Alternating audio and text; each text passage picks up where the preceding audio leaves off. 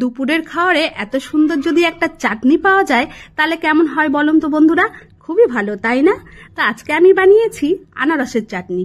নমস্কার, আমি দেবশ্রী কর্মকার। আপনারা কেমন আছেন? আশা করি ভালো আছেন। আমিও খুব ভালো আছি। তো চলুন আমি আজকে কিভাবে আনারসের চাটনিটা বানিয়েছি সেটাই আপনাদের একটু দেখিয়ে দিই। আমি জানি সবাই আনারসের চাটনি বানাতে জানেন, তবুও একটু দেখুন আমার চাটনিটা আমি কিভাবে বানিয়েছি। তো প্রথমে কড়াইয়ে আমি তেল দিয়ে দিয়েছিলাম আর আনারসগুলোকে আমি আগেই ভালো করে কেটে রেখেছিলাম।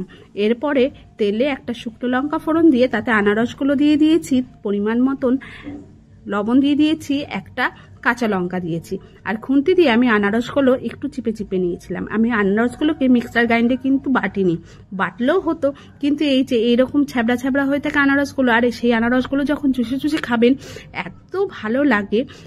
সঙ্গে আমি একটু দিয়েছি গোলমরিচের গুঁড়ো। এরপরে আমি চিনি দিয়ে দিয়েছি পরিমাণ মতন, কারণ চিনিটা একটু বেশি লাগে। এই চাটনিটা যেমন একটু টকটক লাগবে, তেমন মিষ্টি লাগবে, তেমন ঝালঝাল লাগবে, আর খেতে অপূর্ব। তারপরে আমি দিয়ে দিলাম কিছুটা কাজু আর কিছুটা কিশমিশ। কাজু কিশমিশ দিলে চাটনিটা যেমন দেখতে সুন্দর হয় তেমন খেতে লোভনীয় হয়। আর দেখুন চাটনিটা দেখেই লোভ লাগবে, কিন্তু আমার তো এখনই জিভে জল চলে আসছে।